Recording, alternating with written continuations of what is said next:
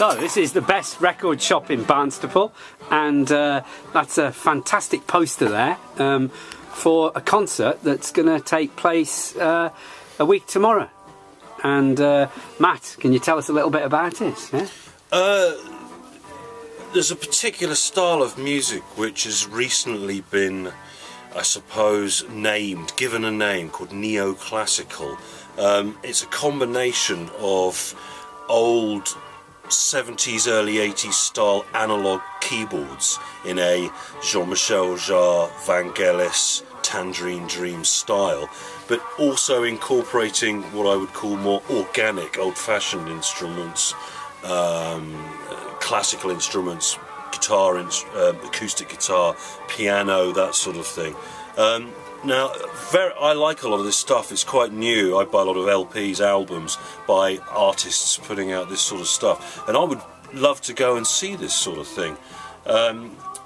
But I haven't really had the chance at all. I go to Bristol a lot to see music. A great venue there called St George's Hall, which again is an big old Methodist church. Beautiful acoustics, really lovely atmosphere, and I've been wanting to see this sort of music somewhere in an environment conducive to the atmosphere of the music, so it emphasises the pleasure.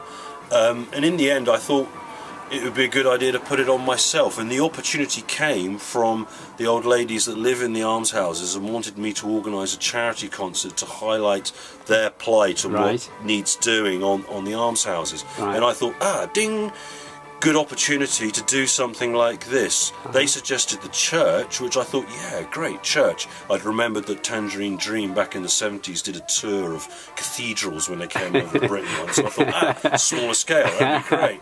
Went to have a look at the church, and it turns it's even better than I remember, because they've taken all the pews out, they've put in underfloor central heating, carpeted it, got a PA in there, and it's like a cross between a really nice new village hall with all mod cons and a church. So it's got everything you need and the atmosphere. And I thought, great. I got in touch with a friend of mine who's the Australasia part. He's been part of the music scene for a long time and does a lot of music, and he likes that sort of music as well. The keyboard player with his group, and it's a sort of revolving lineup depending on what project he's going to do. The keyboard player, the main other guy, his daughter is the harp player, so she's going to be playing with them as well as doing her own solo part. And the string quartet is a local young ladies who are part of a musical group or organisation that do concerts, so it has a local element to it as well. And they may also do some bits with the main act as well, so it'll be a nice combination and mixture of music. And how much room is there for people to come? 200 seats, 200 seat capacity, but there's room around the sides as well. And to be honest, it's the sort of thing, if somebody brought a beanbag and a flask of tea, good on them, that sort of thing. Because it's going to be a quiet, reverential environment, to a place, an atmosphere to just relax and listen to music. Quiet music. It's going to be about quality rather than quantity. Fantastic, so I'm looking forward to it for my own pleasure, if nothing else. Literally. And what are Alms Houses?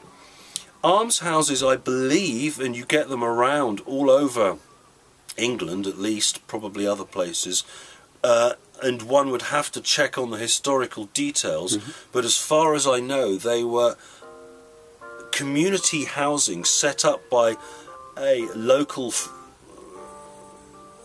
organisation or person who had the funds to build them for people originally who needed housing. It was a beneficial thing for the community, originally, like schools were as well, and like hospitals were as well. Similar sort of thing. It was some of the first benefits to the community and society by more wealthy organisations or individuals within the community, I believe. I'm not entirely certain. Kind of stuff we need today, for some people who need. It seems to be going backwards in our society, that certain organisations that were originally set up to better society, police, health, education, and now being sold off to private organisations and devolving, which is wrong. Yeah. Definitely. I'm a socialist by nature. Yeah. Socialist, Buddhist, capitalist, like my father. But I do believe in cooperation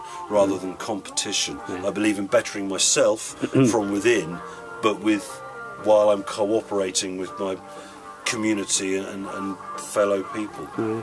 Well, I wish you all the best with it. Yeah. Hope it goes well. Yeah. Thank you very much. I shall donate £5 to it. You know, I won't be there because I'll be in Germany. Oh. But I'll give you £5 for it. Thank you very yeah. much. All right. Yeah. Good luck. Yeah.